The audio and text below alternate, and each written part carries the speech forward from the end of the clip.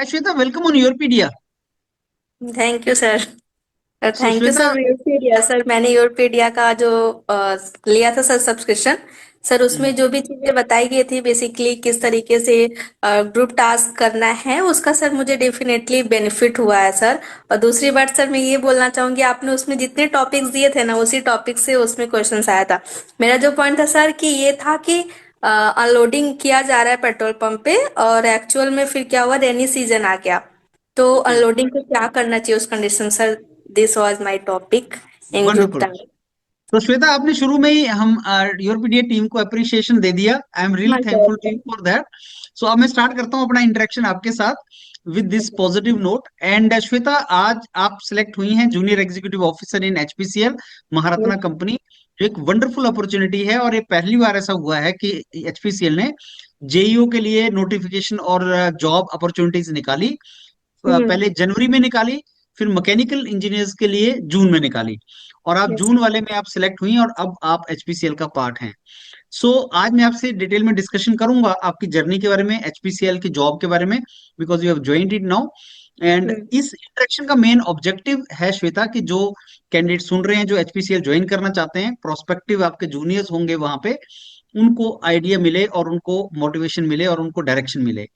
So please आप अपना background मेरे को हमें बताएं कि आप कहाँ से हैं और आपने कहाँ से डिप्लोमा किया है, और डिप्लोमा के बाद की आपकी जर्नी कैसी थी, क्या थी। Okay sir. सर मेरा नाम श्वेता सिंह है। सर मैं वाराणसी उत्तर प्रदेश से बिलोंग करती हूँ। सर मैंने अपना डिप्लोमा 2020 में गवर्नमेंट पॉलिटेक्निक लखनऊ से कंप्लीट किया सर। उसके बाद सर मैंने 2 इयर्स का प्रिपरेशन किया for different public sector units and government jobs. After that sir I got job in Tata steel and मैंने वहाँ पे 2 साल तक काम किया। उसके बाद सर रिसेंटली एचपीसीएल के थ्रू नोटिफिकेशन आया जेओई के लिए। देन सर मैंने अप्लाई किया और मैंने प्रिपरेशन किया। सर अभी मैं एचपीसीएल में सेलेक्टेड हूँ। वंडरफुल। तो श्वेता, एक तो आप इंडिया की जो बेस्ट प्राइवेट सेक्टर डोमेन में कंपनी है टाटा स्टील, उसमें भी काम किया, और अब आप इंडिया की hmm. Best Maharatna company HPCL public sector में काम कर रही हैं। It is wonderful career. And Shweta, आप थोड़ा सा, क्योंकि अब मेरा तो काम इंफॉर्मेशन आपका लेके शेयर करना है, सो आप बताओ ये जो टाटा में आप गई, टाटा स्टील्स में किस तरीके से गई, it was a campus placement या क्या तरीका है टाटा स्टील में जी जाने का। सर। सर उसमें भी सर यही था, ओपन एडवर्टीजमेंट था सर। हाँ जी। जस्ट लाइक एचपीसीएल ने जैसे अपना ओपन रिक्रूटमेंट प्रोसेस किया, टाटा हाँ। स्टील का भी सेम प्रोसीजर सर था। ओपन रिक्रूटमेंट हुआ, उसके बाद रिटेन एग्जाम हुआ, देन उसके बाद इंटरव्यू प्रोसेस था, उसके बाद मेडिकल, और फिर उसके बाद document verification and then sir finally joining process. तो वो हर साल टाटा स्टील भी हर साल जॉब्स निकालता है, क्या करते हैं वो। नहीं सर, एक्चुअली हर साल से नहीं निकालते हैं वो। रिसेंटली सर 2 साल से उन्होंने कोई वैकेंसी नहीं निकाली है, क्योंकि sir actually man power requirement के अकॉर्डिंग वो निकालते हैं। रिसेंटली सर उनका कलिंगा नगर में एक प्रोजेक्ट चल रहा था, मतलब न्यू प्लांट वो स्टील का बना रहे हैं, तो उसके लिए उधर भी सर 2 साल कॉन्टिन्यूअस वैकेंसी आई थी 2023 और 2022 में। उसके बाद से सर अभी तक कोई भी जूनियर जूनियर इंजीनियर के लिए वैकेंसी सर नहीं आई है। ओके। तो आपने 2 साल के आसपास से टाटा स्टील में काम किया, राइट श्वेता। हाँ sir, basically sir 1 ear training था वन। और 1 ईयर एम्प्लॉयमेंट था। हम्म। तो श्वेता, आप अब ये बताइए कि आपने कब प्रिपरेशन जो है पब्लिक सेक्टर वगैरह के लिए कब से आपने स्टार्ट कर दिया, कब आपने डिसाइड कर लिया कि मेरे को अब तैयारी करनी पब्लिक सेक्टर के लिए। सर एक्चुअली देखा जाए तो सर मैं जब मैं पास आउट हूँ उसके बाद ही सर मैंने प्रिपरेशन किया था। बट सर हम्म। उधर भी जॉब का इतनी ज़्यादा क्राइसिस थी तो मुझे टाटा स्टील एक अच्छा अपॉर्चुनिटी दिखा, तो उस टाइम फिर मैंने सर उसको ज्वाइन किया था। उसके बाद फिर मैं अपने प्रिपरेशन को कॉन्टिन्यूअस रखी थी। डिफरेंट डिफरेंट पीएसयूज के में भर्ती अप्लाई कर, जैसे सर आईयूसीएल हो गया, एनएचपीसी हो गया, एचपीसीएल हो गया, डिफरेंट डिफरेंट सर मैंने अप्लाई किया था। और सर हम्म। कुछ कुछ पॉइंट से मैं उसमें नहीं कर पा रही थी। फिर सर हम्म। रिसेंटली एचपीसीएल में मुझे ऐसा मौका मिला अपने आप को प्रूव करने का, आगे बढ़ाने का, तो सर मैंने इसमें ट्राई किया। Okay, wonderful. सो श्वेता, आपने डिप्लोमा किया है या डिप्लोमा के बाद डिग्री भी कर लिया है। सर बस डिप्लोमा है मेरा। आपने डिप्लोमा किया है, तो मेरे को ये बताएंगे आपके डिप्लोमा के बेस पे, आपने कुछ तो नाम बता दिए, आईयूसीएल बता दिया आप, हम्म। आपने एचपीसीएल में आप खुद हैं, एनएचपीसी आप बता रहे थे, और कहाँ कहाँ पे जॉब अपॉर्चुनिटीज होती हैं डिप्लोमा के बेस पे। सर अभी तो सर रेलवे का बहुत ज्यादा ही अभी सर 2 साल से आ रहा है। रेलवे हो हम्म। गया सर, एसएससी जी हर साल देते हैं।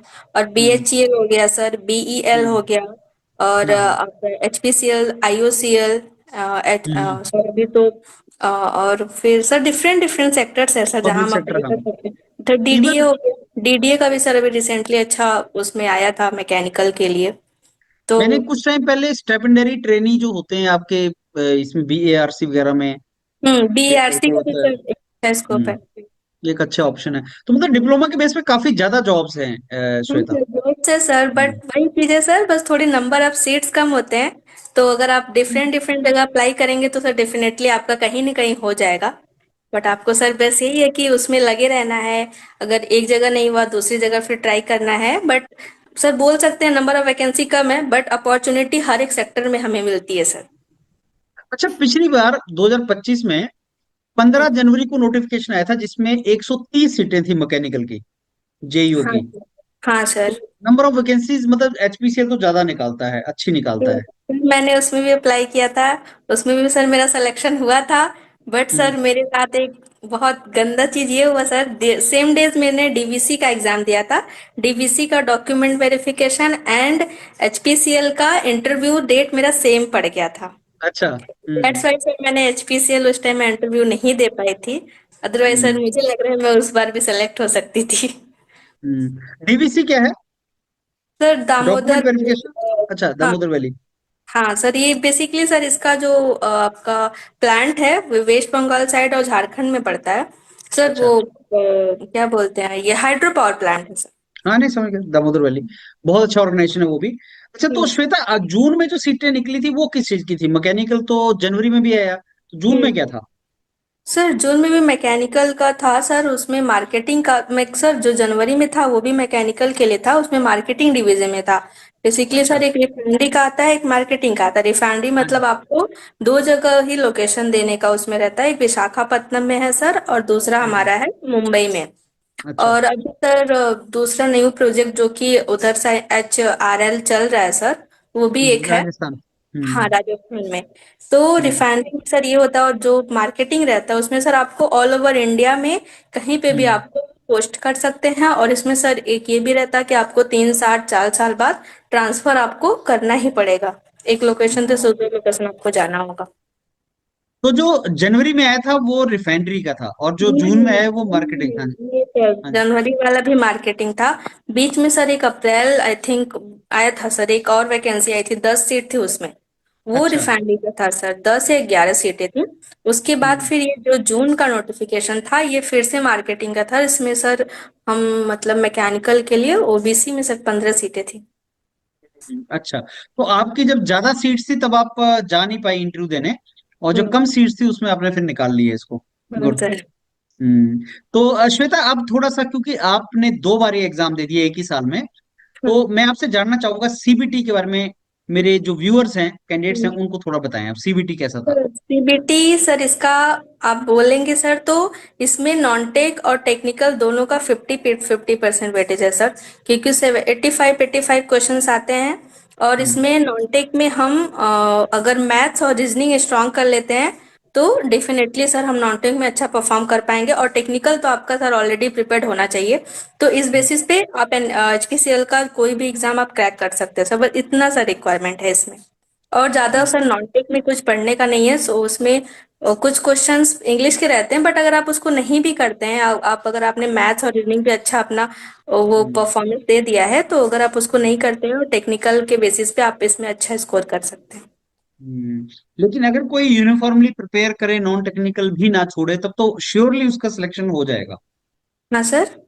अगर कोई मतलब नॉन टेक्निकल भी अच्छे तरीके से कर ले जाए, कर लेता हाँ, नॉन टेक को भी और टेक्निकल भी हो करता है, तब तो जाएगा उसका सर। श्योरली कॉल आ जाएगा। बिल्कुल। हम्म। तो सर ये एक हम्म। चीज है, हम लोग टेक्निकल बैकग्राउंड से है बट अगर टेक्निकल के बेसिस पे बस सिलेक्शन चाहेंगे तो सर ये थोड़ा पॉसिबल नहीं है। हम्म। क्योंकि नॉनटेक का भी वेटेज सर अभी मतलब किसी एग्जाम में 40% दिखता है, किसी में 50% भी दिख जाता है सर। जैसे सर SSC हुआ तो उसमें भी टोटल 50% का वेटेज है। तो इस यहाँ पे तरीके भी से आपके HPCL में भी आई थिंक 85 वेटेज है हाँ, दोनों का। वही चीज सर ना, 50-50 मतलब 85-85 क्वेश्चन थे दोनों के, तो हम्म। 50% वेटेज इसका हुआ, 50% टेक्निकल का हुआ। सही है, सही है। तो हम्म। श्वेता, कुछ कट ऑफ्स के बारे में बताओ, कितनी कट ऑफ गई थी मैकेनिकल में? अगर आप बताएं, अलग अलग कैटेगरी की, अगर आपको याद हो। सर मेरी कैटेगरी की जो सर ओबीसी में मेरा हुआ है तो इसमें सर 116.5 गई थी और हम्म। मेरे 121.5 ऐसे समथिंग सर नंबर थे मेरे। तो ये आपका 170 में से आप बता रही हैं, 170 में से? Yes sir, yes sir, yes sir. Sir इस हम्म। बार कट ऑफ थोड़ा ज्यादा गया बट सर जो जनवरी में वैकेंसी आई थी उसमें कट ऑफ बहुत कम था, उसमें 96 के आसपास था। अच्छा, क्योंकि नंबर ऑफ सीट्स ज्यादा थी इसलिए। नंबर सीट ज्यादा थी इस वजह से फिर कट ऑफ आई थिंक थोड़ा कम था और फिर अभी सर हम्म। दिन प्रतिदिन तो कट ऑफ सर बढ़ ही रहा है, एग्जाम्स के आप देख ही सकते हैं। अच्छा श्वेता, ये बताइए कि डिफिकल्टी लेवल, आपने दो पेपर दे दिए जून में और जनवरी में, तो हम्म। डिफिकल्टी लेवल सेम था या डिफरेंट हो गया था दोनों में?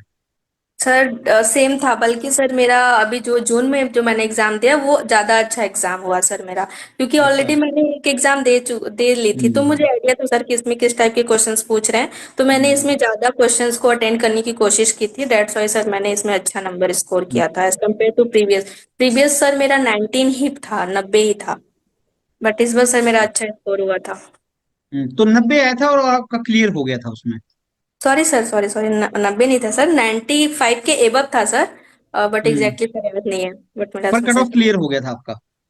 Yes sir. ओके। अच्छा, इस बार भी कट ऑफ से बहुत ऊपर आप नहीं थी, लेकिन फिर भी आप फाइनली सेलेक्ट हो गई। हाँ यस सर। तो जो कैंडिडेट बोलते हैं कि साहब मैं कट ऑफ के पास हूँ, क्या सिलेक्ट हो सकता हूँ कि नहीं, उनके सामने एक एग्जांपल श्वेता आपका भी है कि अगर आप कट ऑफ के 5-10 नंबर आसपास ही हैं तब भी बिल्कुल। आपका होता है, कोई ऐसी डरने वाली बात नहीं है। आप 100% तैयारी से दीजिए जीटी और इंटरव्यू, तो हो Yes। जाता है। हाँ, हम्म। क्योंकि सर इसमें जीडी का भी वेटेज रहता है सर। अगर आप हाँ जीडी जी। में अच्छा परफॉर्म करते हैं तो उसमें अगर आपका स्कोर अच्छा आता है तो डेफिनेटली सर आप उस मेरिट लिस्ट में आपका आने का पूरा चांस रहेगा। हम्म।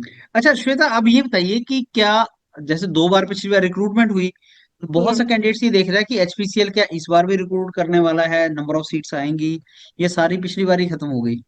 सर अभी इसके बारे में सर कुछ नहीं बोल सकते हम।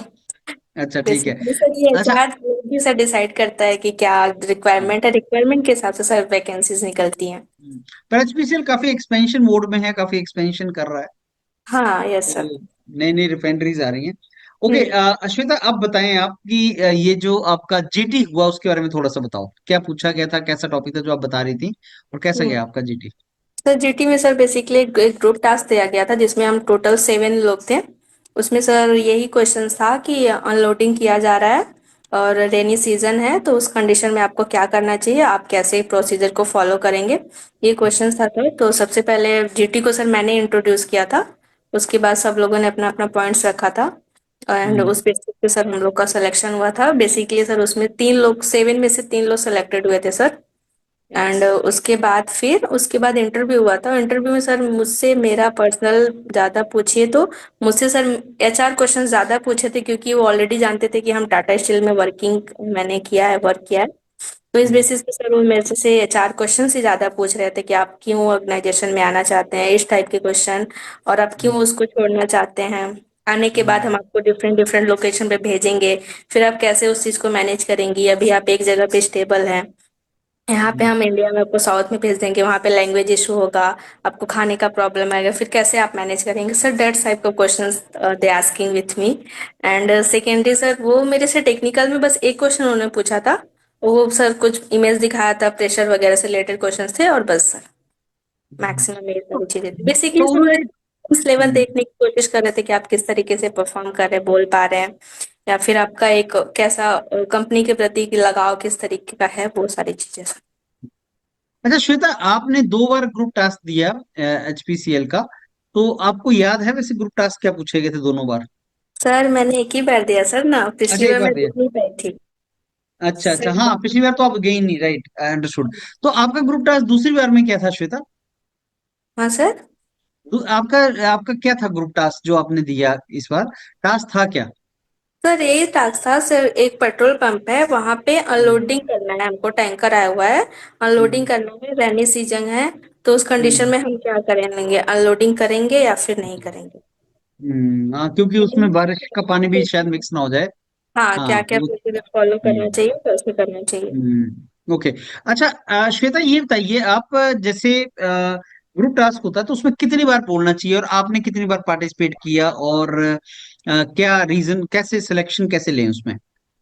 सर उसमें वो सर अगर बोले तो सर अगर आपके पास एक वैलिड पॉइंट है और अगर आप देख रहे हैं कि सामने वाला उस पॉइंट को बोल दिया है, आप भी चाहते हैं उसको बोलना, तो आप हम्म, अगर आपने कुछ पॉइंट बोला, मैं चाहती हूँ कि मैं भी बोलूँ, तो उस टाइम पे सर हमें ये बोलना चाहिए कि I am agree with you, ये हम लोग बिल्कुल कर सकते हैं, बिकॉज सर वो चीज आपने बोल दिया, तो आप अगर उस चीज को बोलते हैं तो वो चीज ठीक नहीं है। तो उस हाँ कंडीशन जी। में आप एक एग्रीमेंट उनके साथ दिखा सकते हैं कि हम आपके प्लान से एग्री हैं।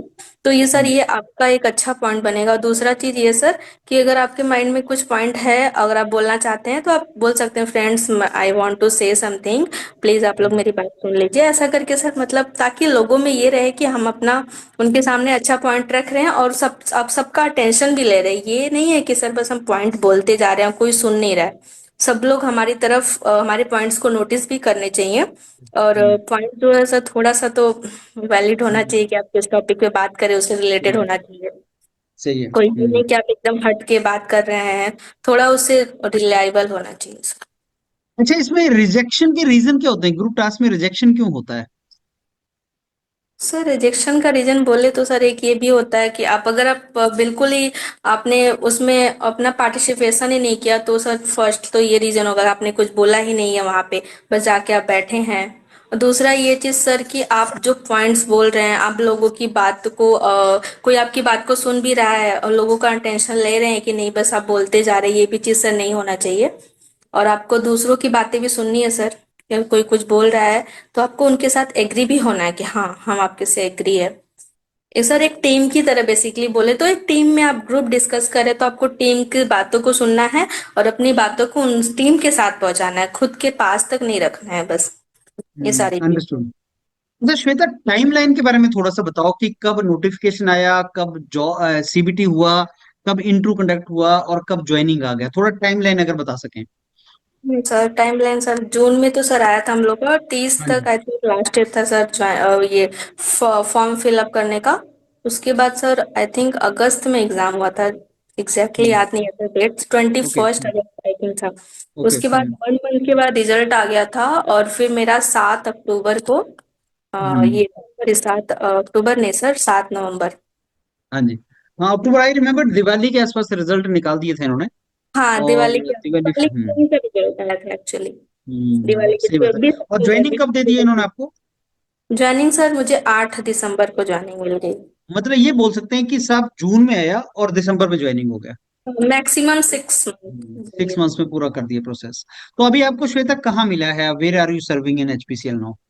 सर मुझे अभी अहमदाबाद में मिला है, गुजरात। अच्छा, तो ये क्या परमानेंट पोस्टिंग हो गई है या क्या है ये?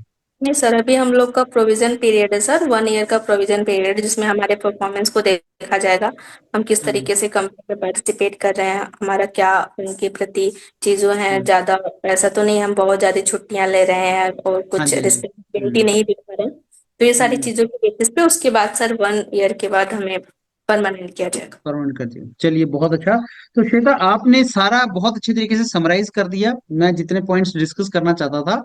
तो कोई मैसेज आप उन सारे कैंडिडेट्स को देना चाहें जो अब इस एग्जाम को फिर से लिखने वाले हैं और जो एचपीसीएल ज्वाइन करना चाहते हैं? Any message from your side?